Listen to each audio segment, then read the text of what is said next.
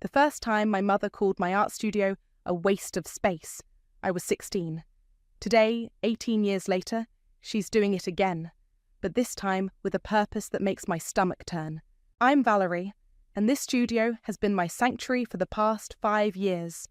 Every paint-splattered floorboard and sun-bleached wall holds a piece of my soul. The morning light streams through the bay windows, catching dust motes that dance around my latest commission, an abstract piece that's already sold for enough to cover 3 months of mortgage payments. My phone buzzes again. Mum's third call in 10 minutes. Valerie, thank God. We have a situation. Her voice carries that familiar mix of drama and disappointment. Your sister needs us. I dip my brush in cerulean blue, adding another layer to the canvas. What's Kiara done now? It's Gareth, he's gone. A pause for effect. Left her and the kids, just gone. Bank accounts emptied. The brush freezes mid-stroke. What? She needs somewhere to stay while we sort this out. Your father and I have been talking, and there it is. The familiar weight settles in my chest before she even finishes the sentence. The studio would make a perfect nursery, she continues. All that natural light. And honestly, darling, it's time you got serious about life anyway. 34 is too old to be playing with paints. I glance at the letter on my desk, the one confirming my acceptance to the Costa Rican artist residency. 10 days until departure. The irony almost makes me laugh. Mum, this is my workplace. I make a living here. Oh, please. Those little paintings barely cover your expenses. We all know your father helps with the mortgage. I bite back the truth that Dad hasn't contributed a dime since I bought the house 3 years ago. They still think I rent. My phone pings with a text from Ciara. Please, Val. The kids need their aunt. Don't be selfish. Selfish. Their favourite word for me since childhood. Selfish for choosing art school over business. Selfish for not lending Kiara my car when she crashed hers. Selfish for missing Sunday dinners to meet gallery deadlines. Your sister will be there in an hour, Mum announces. We'll help move your things to the garage. You can store all your... She pauses, searching for the right word. Supplies there. I walk to the kitchen and fill the kettle. My movements deliberate and calm. Another text buzzes through. This one from the Women's Creative Collective I've been talking to about leasing the house. They're still interested. Perfect timing. Mum, I'll put the tea on. See you soon. I end the call and lean against the counter, a smile playing at my lips as I imagine their faces when they realise what's coming. They want my space. Fine. But they'll learn what happens when you push an artist too far. The kettle whistles. I pull out my grandmother's china set, the one Mum always coveted but never got. Might as well make this memorable. My phone lights up with a notification from the airline app. Check-in available for your flight to San Jose. I hear car doors slamming outside. Mum's Mercedes, Dad's BMW. Kiara's voice carrying across the garden, already planning where to put the changing table. They're right on schedule, just like always. I smooth my paint-stained apron and check my reflection in the window. The woman staring back isn't the pushover they expect. She's someone else entirely, someone who's been planning this moment for longer than they know. The doorbell rings. I pick up the teapot, arranged perfectly on the antique tray with 4 cups. 1 for each of them, none for me. They'll need something to hold on to when their world shifts sideways. Coming! I call out, my voice steady and sweet.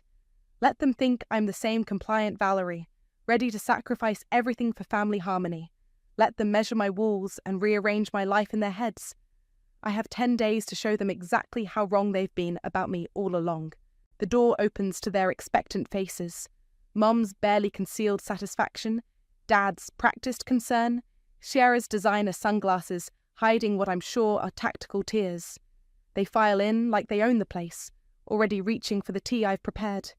I smile as I pour, watching steam rise like the plans forming in my mind.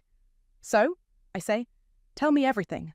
And they do, not noticing how I don't touch my phone when it buzzes again. Probably my lawyer confirming the lease paperwork is ready. They don't see me glance at the clock, counting down hours until my meeting with the collective. They never did see me, really, but they're about to feel my absence in ways they never imagined. Let the games begin. The light in here is just perfect for the crib, Ciara announces, pacing my studio with the confident stride of someone who's never heard the word no. Her designer heels click against the hardwood floors I hand-restored last summer. We can put the changing table where that easel is. I sit perched on my work stool, watching my sister measure my life with an iPhone app. Her kids, Max and Emma, are with our parents at the park, probably being promised the moon and stars, just like their mother always was. "How long do you think you'll need to stay?" I ask, keeping my voice neutral. Tiara pushes her sunglasses up onto her head, revealing red-rimmed eyes. "God, Val, my husband just abandoned me. I'm not exactly working with a timeline here." Mum swoops in from the kitchen, armed with her third cup of tea. "Darling, don't upset your sister. She's been through enough." She turns to me with that familiar look, the one that says I'm being difficult again. "Valerie, we found some lovely storage units nearby. Very clean, very secure."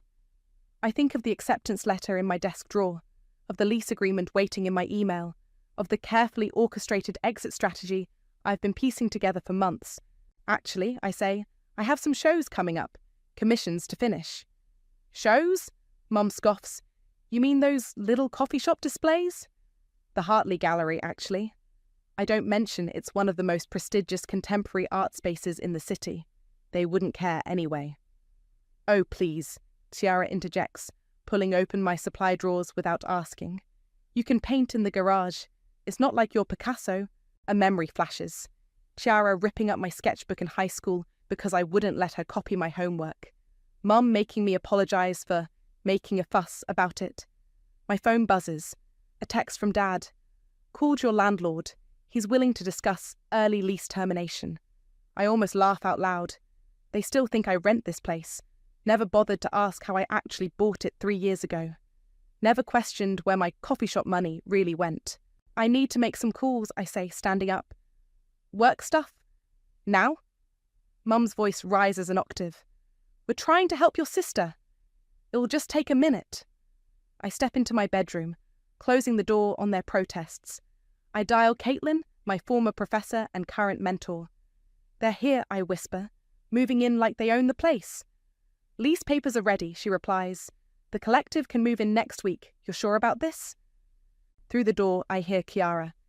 "This wall colour has to go. It's so artistic." "Never been more sure," I answer. When I return, they've already started a pile of my non-essential supplies. My special order brushes, my reference books, my inspiration board, all deemed unnecessary for their vision of my future. "We can convert your bedroom too," Sierra's saying. "Make it a proper playroom. You can take the pull-out couch in the living room."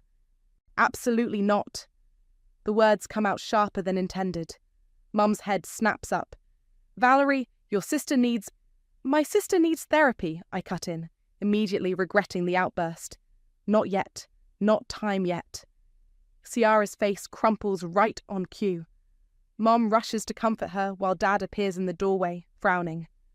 "Just got off the phone with Steve," he says. "Your landlord's being difficult about the lease. Says he hasn't heard from you about moving out." I force my face to remain neutral. "Really? How strange." "This is ridiculous," Kiara snaps, mascara running perfectly down one cheek. "I have nowhere else to go. My children need stability." "And they'll have it," I say softly. "Just give me a few days to sort things out." They relax visibly, interpreting my words as surrender. Mum starts talking about paint samples. Dad makes notes about moving trucks. Ciara pulls out her phone, probably texting her friends about her wonderful, accommodating sister. None of them notice me slipping the acceptance letter into my pocket. None of them see me checking flight details or confirming appointments with my lawyer. They never did notice much about me, except when I wasn't fitting into their plans. "I think I saw some boxes in the garage," I offer. "Let me check." In the garage, I lean against my car and take a deep breath. Through the window, I can see them in my studio, rearranging my life without me. Just like always. My phone buzzes again. An email from the airline confirming my seat upgrade. First class. Might as well be comfortable while burning bridges. I hear Kiara calling my name, probably wondering where those boxes are. I straighten up, adjust my expression, and head back inside. 9 days left. Just 9 more days of being their perfect scapegoat. Then they'll learn what happens when you mistake silence for submission. So what should I do with these? I hold up a set of expensive acrylic paints, playing my part perfectly. The garage gets pretty hot in summer. They might melt. Ciara barely glances up from her phone. Just sell them. It's not like you'll need them anymore once you get a real job. I add them to the keep pile when she's not looking. These paints paid her mortgage last month. Not that she knows that.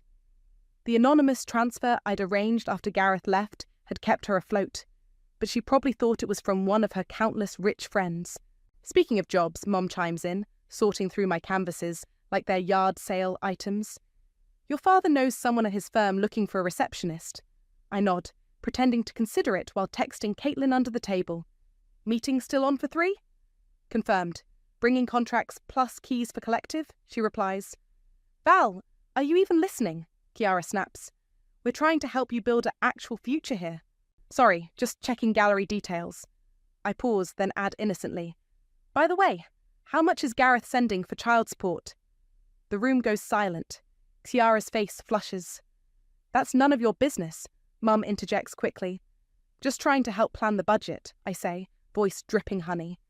Since we're all so concerned about proper adult responsibilities. Dad clears his throat from his corner. Actually, we should discuss financial arrangements. Your mother and I can help with... No need, I cut in. I've got it covered. They exchange looks, the kind they've been sharing since I was 12, and announced I wanted to be an artist. The poor, deluded Valerie looks. My phone buzzes again.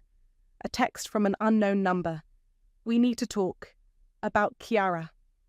Tate. My heart skips. Tate, my ex. Gareth's former best friend. Haven't heard from him in years. I need to run some errands, I announce, grabbing my keys. Art supplies to sell, you know. Perfect timing, Mum says. We need paint samples from the hardware store.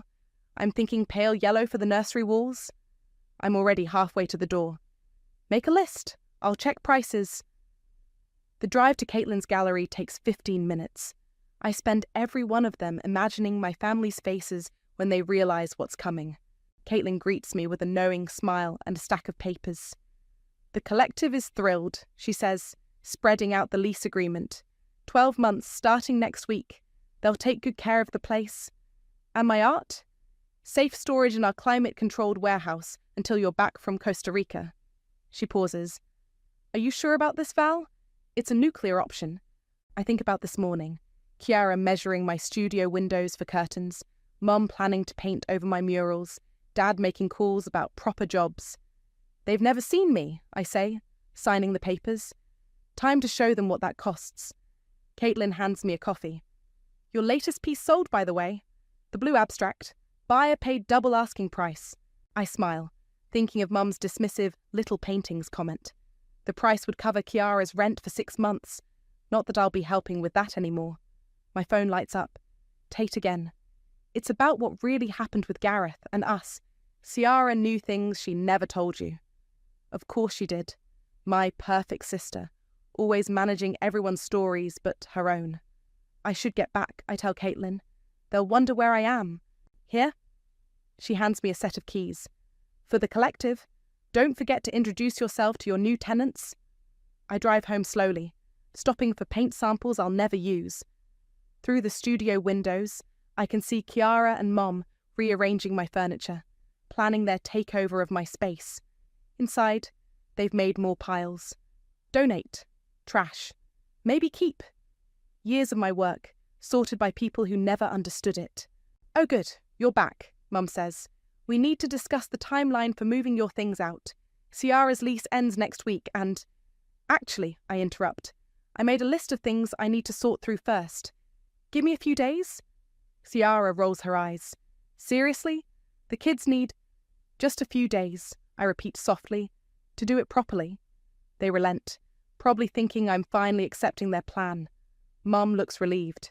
Dad pats my shoulder awkwardly. After they leave, I stand in my studio. My real studio, not their imagined nursery.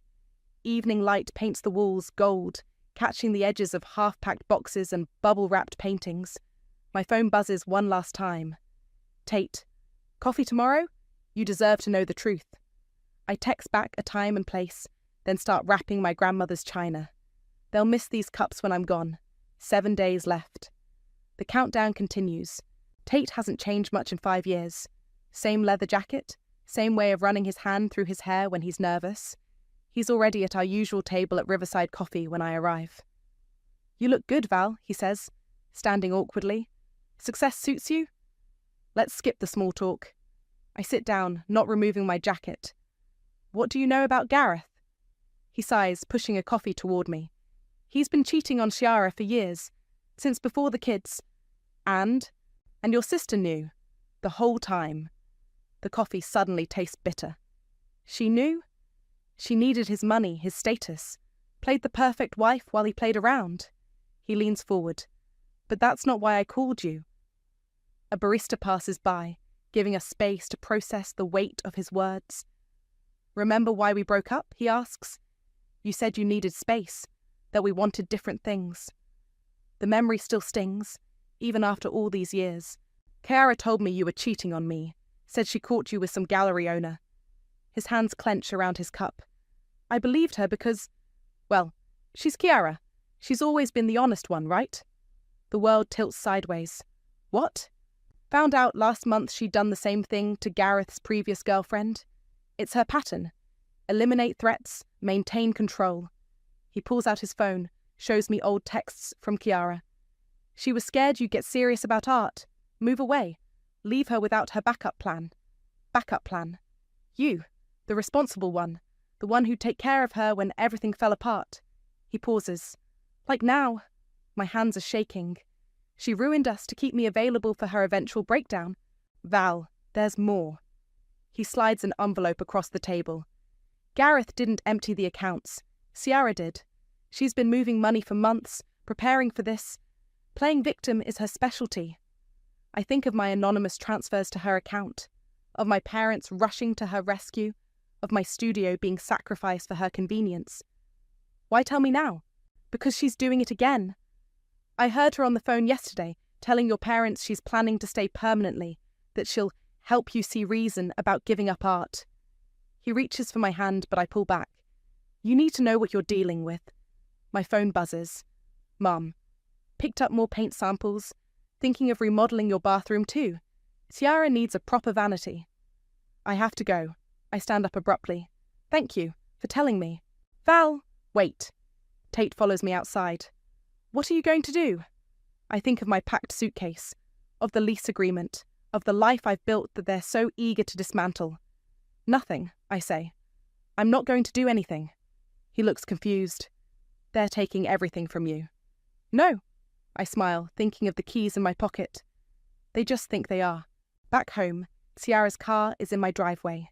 She's in my studio, supervising movers who are shifting my furniture to make room for her vision. "Oh, good," she chirps when she sees me. "We need your help deciding where to donate these paintings. They're not really nursery appropriate." I look at her, really look at her. My beautiful, manipulative sister, the golden child who's been orchestrating my life's disappointments since we were kids. "Actually," I say, "I think I'll keep them. For now." "Don't be difficult, Val. The movers are charging by the hour." "Who's paying them?" She blinks. "What?" "The movers. Since Gareth left you broke, right? Who's paying?" A flash of something crosses her face. Calculation. Maybe fear. "Daddy, of course." "Interesting." I head to my bedroom, lock the door behind me. My phone lights up with a text from the airline. "Your flight is confirmed for Sunday." I pull out my grandmother's old writing desk and begin a letter. "Dear family, by the time you read this..." A knock at my door. "Val?" Ciara's voice, honey sweet. "Mum wants to know if you'll join us for dinner. We're planning the nursery colour scheme." "I'll be right there," I call back, continuing to write. 4 days left. Just 4 more days of playing the compliant daughter, the supportive sister. 4 days until they learn what happens when you mistake kindness for weakness. I seal the letter, add it to my go bag, and head out to dinner. Let them plan their nursery, let them measure and scheme and rearrange. They think they're dismantling my life. They don't realise they're just providing material for my greatest work yet, my disappearing act. My phone buzzes one last time. "Caitlin, Collective members want to meet tomorrow. Ready to set the plan in motion? I text back a single word. Ready. What's this? Tiara waves my journal in the air, her face flushed with anger. The exit plan? You're planning to abandon us? I keep my voice steady, though my heart races. You went through my things? Of course I did. You've been acting weird for days. She flips through pages. Costa Rica. An artist residency? Are you kidding me? Mum and Dad burst through the studio door, probably drawn by Kiara's rising voice. What's going on? Mum demands. Show them. Kiara thrusts the journal at them. Show them how selfish you really are. I watch their faces as they read. Dad's turns red. Mum's crumples in familiar disappointment. You accepted this without consulting us. Dad's voice shakes. Without considering your sister's situation? My situation? I laugh, and it sounds foreign even to me. You mean my career? My home? My life? Don't be dramatic, Mum cuts in. This isn't about you. Kiara always needs something, I interrupt. And I'm always expected to provide it. Because that's what family does, Kiara shrieks. But you wouldn't know about that, would you? Too busy with your little paintings to care about anyone else. I think of the anonymous payments, of the times I'd watched her kids so she could network with Gareth's colleagues, of every sacrifice they'd never noticed. You know what's interesting, I say, keeping my voice low. None of you ever asked how I bought this house. They pause, confused by the change in topic. What are you talking about? Dad frowns. You rent from Steve? No, I bought it 3 years ago, with my little paintings money. I turn to Kiara. The same money that mysteriously appeared in your account last month when Gareth left. Her face pales. I don't know what else is interesting? How you knew exactly when to tell Tate I was cheating on him, right before my first international show, the one that would have taken me away from being your backup plan. That's ancient history, she stammers, and he's lying. Like you lied about Gareth's affairs? About the money you've been hiding? Mum steps between us. Stop this nonsense. Your sister is going through a divorce. A divorce she orchestrated, I cut in. But you'll never see that, will you? Because Ciara's the victim. Ciara's the golden child. Ciara needs the studio, the house, my life. You're being hysterical, Dad says. This isn't like you. No, this is exactly like me. You just never bothered to notice. I pull out my phone, dial a number on speaker. Hello? Caitlin's voice fills the room. Val, the collective's here. We're ready when you are. Perfect timing, I say. Could you bring over the lease paperwork? My family should probably see it. You can't lease what you don't own, Mum snaps. I reach into my desk, pull out the deed to the house, watch their faces as reality crashes in. You're right, I say softly. Good thing I own it then. Tiara lunges for the papers, but I step back. You can't do this, my children. Your children have a trust fund from Gareth's parents, the one you didn't tell anyone about. I meet her eyes. Tate told me everything. The doorbell rings. Caitlin enters with a group of women, the collective members, right on schedule. You must be Valerie's family, one says brightly. We're so excited about transforming this space into our new creative hub. Mum grabs my arm. Whatever game you're playing, stop it now. Game's already over, Mum. I gently remove her hand. You have until Sunday to find alternative arrangements. You'd throw your own sister out? Dad's voice rises. Your own flesh and blood? No, I say, watching Caitlin lay out the contracts. I'm just doing what you taught me, looking out for family, my chosen family, the ones who actually see me. Tiara starts crying, right on cue. But for the first time, I don't feel the pull to fix it. I'll be gone by morning, I tell them. The collective moves in next week. You can reach my lawyer if you have questions. Gone where? Mum demands. I think of my packed bags, of my ticket to Costa Rica, of the freedom waiting on the other side of Sunday. Does it matter? I ask. You never saw me when I was here anyway. They're still shouting as I walk out, their voices fading behind me like old paint being covered by new colours. 2 days left. But really, I'm already gone. My phone buzzes with a final text from Tate. Proud of you. For the first time in years, I am too. The moving truck arrives at exactly 9 a.m. on Sunday. I watch from the airport terminal as my phone explodes with notifications. Texts from Mum, missed calls from Dad, voice messages from Ciara, each one more desperate than the last. A video call comes through from Caitlin. I answer to see chaos unfolding in my driveway. "You're missing quite a show," she says, turning the camera. Ciara stands in her designer dress, blocking the movers with her body. "This is my sister's house. You can't just—" Actually, one of the collective members holds up the lease. "It's our house for the next 12 months. Legally binding contract." Mum's Mercedes screeches into the driveway. She jumps out, still in her church clothes. "Where is she? Where's Valerie?" "Probably on her way to her flight," Caitlin answers calmly. "As she informed you all last week." "Flight?" Dad appears, face red. "What flight?" The collective begins moving in their equipment. Easels, supplies, furniture. Professional, efficient, unstoppable. Like a wave washing away footprints in the sand. "This is ridiculous," Ciara screams. "I have children. We have nowhere to go." "That's not true," another collective member says. "According to these bank statements," she waves a folder, "you have quite a healthy savings account, plus that lovely condo in your name." Ciara's face goes white. The secret account. The one she thought no one knew about. "How did you—" she starts. "Your sister's lawyer is very thorough," Caitlin explains. "Had to be for insurance purposes." My boarding call echoes through the terminal. First class to San Jose, now boarding. "Wait," Mum grabs the phone from Caitlin. "Valerie, baby, please, we can talk about this." "Check the studio door," I say quietly. "I left you something." The camera shakes as they rush to the studio. There, taped to the door, is a sealed envelope. "Should I stay on the line?" Caitlin asks. "No need. I've seen enough." I end the call, but not before I hear the envelope being torn open. Inside, they'll find 3 things.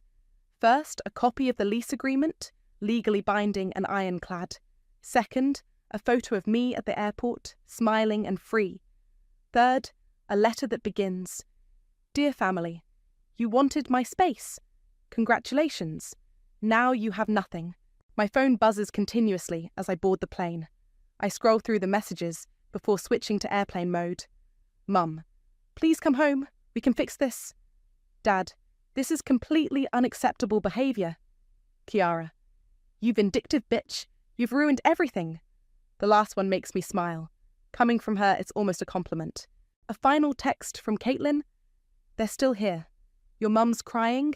Ciara's threatening lawyers. The collective is calmly unpacking while your dad makes angry phone calls. It's better than theatre." I settle into my first-class seat, order a champagne, and pull out my sketchbook. The flight attendant peers at my drawing, a family of shadows being washed away by waves of colour. "That's beautiful," she says. "What's it called?" "Notice served," I reply, adding another stroke of blue. My phone lights up one last time before I turn it off completely. It's an email from my lawyer. "Lease filed and recorded. Restraining order ready if needed. Your family has been formally notified that any attempts to enter or interfere with the property will result in legal action. Enjoy Costa Rica. You're free." Free. The word echoes as we take off, the ground falling away below us. In my mind, I can see them standing in my driveway. Mum clutching her pearls, Dad on the phone with his useless lawyer friends, Shara realising her backup plan has backfired spectacularly.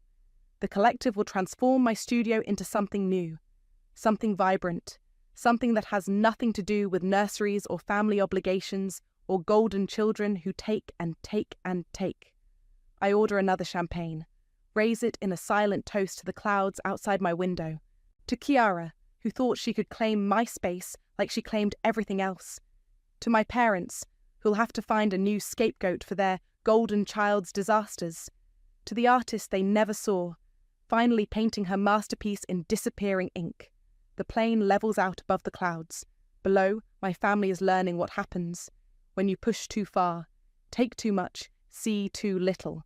I pull out my noise-cancelling headphones, drowning out the last echoes of their voices in my head.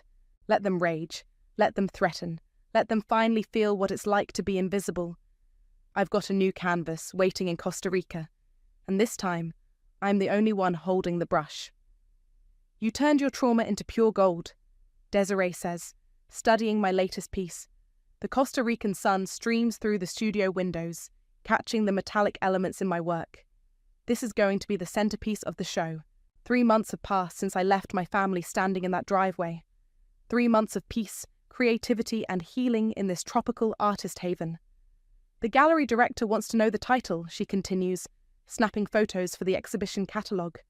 I step back, considering the massive canvas, swirling shapes in deep blues and purples, shot through with veins of gold leaf. At its centre, a hollow space in the perfect dimensions of my old studio. Inheritance, I decide. I'm calling it Inheritance. My phone chimes, the first time I've allowed notifications in weeks. An email from Caitlin.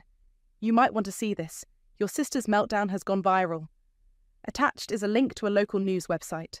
The headline makes my stomach drop. Local woman claims artist sister, abandoned family. Truth reveals different story. Oh God, I mutter, clicking the link. Desiree reads over my shoulder as comments pour in.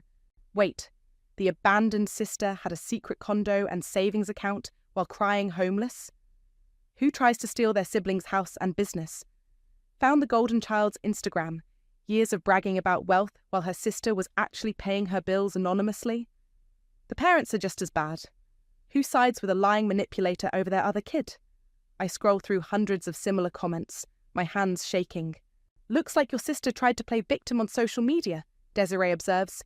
It backfired spectacularly. My phone buzzes again. An email from Mum. How could you let this happen? Your sister is devastated. Her reputation is ruined. The country club is gossiping. Please come home and fix this. Delete. Another from Dad. This public humiliation is unacceptable. Your sister's children are suffering. Their friends' parents are asking questions. Delete. You okay? Desiree squeezes my shoulder. Actually, yes. I put my phone down. For the first time, I really am. The studio door opens, and Maria, the residency director, bursts in. Valerie, amazing news. The International Gallery Association wants your show. All of it. They're offering a world tour. My heart stops. World tour. 6 countries, starting with Paris. She hands me the official letter. They're calling your work a revolutionary exploration of family dynamics and emotional liberation. The advance alone is more than most artists see in years. I think of my family's dismissal of my little paintings, of Mum's suggestion that I become a receptionist, of Shara measuring my studio for her nursery. There's more, Maria continues. That blog post about your story, it's being optioned for a book deal. People are calling it a perfect example of quiet revenge and karmic justice. Desiree hugs me. You did it. You really did it. My phone lights up one last time. A text from Tate. Saw the news. Saw your art too. You're incredible. Kiera's showing her true colours to everyone now. No one to manipulate when the whole world knows the truth. I walk to the window, looking out at the lush Costa Rican landscape. Somewhere back home, my family is facing the consequences of their actions. Not through my words or accusations, but through the simple act of me walking away and letting truth surface on its own. The gallery wants to know if you'll speak at the opening, Maria says. Share your story. I turn back to my painting, Inheritance, with its hollow centre slowly filling with light. Yes, I say. I think it's time. Desiree raises an eyebrow. What will you tell them? I dip my brush in gold paint, adding final touches to the canvas. The truth, that sometimes the greatest masterpiece you can create is the life you save by walking away. My phone buzzes with another news alert. Exclusive, the real story behind viral family drama. How one artist turned pain into success. I silence it without reading further. Let them talk. Let them speculate. Let them finally see what they missed all those years. I have paintings to finish, a world tour to plan, a life to live. And somewhere in my old studio, now filled with creative energy and genuine art, the last traces of my family's control are being painted over, one brush stroke at a time. Ready for the photographer? Maria asks. The exhibition catalogue needs your portrait. I stand before my work, brush in hand, smile genuine and free. Ready, I say. I've never been more ready. The Paris gallery buzzes with anticipation. Through the glass doors, I can see the line stretching around the block. Critics, collectors, and art lovers, all here for my exhibition opening. 5 minutes, Maria whispers, adjusting my collar. Are you ready? Before I can answer, my phone lights up. Caitlin. Turn on the news. Now. Maria pulls it up on her tablet. A familiar face fills the screen. Gareth, Ciara's ex-husband, standing on courthouse steps. After reviewing evidence of financial manipulation and parental alienation, he announces, "The court has granted me full custody of our children." The camera pans to Ciara, being led to a police car. White-collar fraud charges, the ticker reads. The secret accounts weren't so secret anymore. Your sister's going to jail, Maria says softly. No, I correct her. She's finally facing consequences. The gallery doors open. People flood in, moving from piece to piece. I hear gasps at inheritance, now valued at more than my parents' house. A familiar figure catches my eye. Tate, looking sharp in a suit, studying my work with pride. Couldn't miss this, he says when I approach. It's beautiful, Val. All of it. Even the ugly parts? Especially those. He hands me a newspaper. Speaking of which, the headline reads, Local business mogul steps down amid scandal.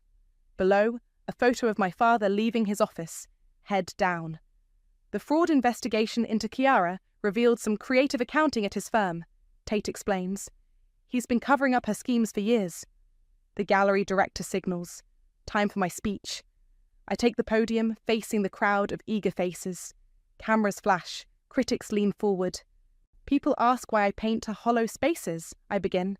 Empty rooms, missing pieces, negative space filled with gold.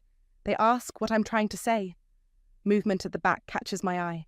Mum slips in, looking smaller than I've ever seen her. No designer clothes today, no perfect makeup. The truth is, I continue, sometimes the most valuable thing we own is the courage to leave space empty, to resist filling it with other people's expectations. Mom's eyes meet mine. For once, she's the one who looks away first. My family wanted me to trade my dreams for diapers, I say, watching her flinch. Instead, I frame their demands and turn them into art. Every dismissal became a brush stroke. Every manipulation became colour. The crowd murmurs appreciation, moving closer. They say success is the best revenge, I pause, letting the words hang. But I disagree. The best revenge is living truthfully, even when the truth hurts. After the speech, Mum approaches. She's holding a familiar envelope, my last letter, worn from repeated reading. Your father's firm is finished, she says quietly. The country club rescinded our membership. Ciara's children, she trails off, are better off with Gareth, I finish, away from the manipulation. We lost everything. No, I correct her. You lost what was never really yours. My space, my talent, my compliance. She looks around the gallery, at the price tags that could buy several houses, at the critics scribbling rave reviews, at the life she tried to dismiss as childish dreams. I'm sorry, she whispers. I don't expect forgiveness. Good, I cut in. Because that's not why I'm here. I'm here because I chose myself. Finally. The gallery director approaches with a champagne bottle. They're ready for the toast. Mum steps back, understanding the dismissal. You look strong, she says. I always was, I reply. You just never saw it. She slips away as cameras flash. The director raises her glass. To Valerie, she announces, whose inheritance series just sold for a gallery record, and whose story reminds us that sometimes the greatest art comes from knowing what to leave behind. I raise my glass, catching Tate's proud smile, Maria's knowing nod, Caitlin's thumbs up from the back. My phone buzzes one last time. A message from the Women's Collective, now thriving in my old studio. Your space is filled with light and creation, just like you wanted, just like you deserved. I look around at my work, at the hollow spaces now filled with gold, at the shadows transformed into light, at the truth painted in colours too bright to ignore. They wanted me to trade my dreams for diapers. Instead, I turned their demands into my masterpiece, and now the whole world can see exactly what they missed. I raise my glass higher, toasting not to success or revenge, but to the empty spaces I refuse to fill. Sometimes the most beautiful art comes from knowing exactly what to leave behind. And sometimes the greatest inheritance is the life you choose for yourself.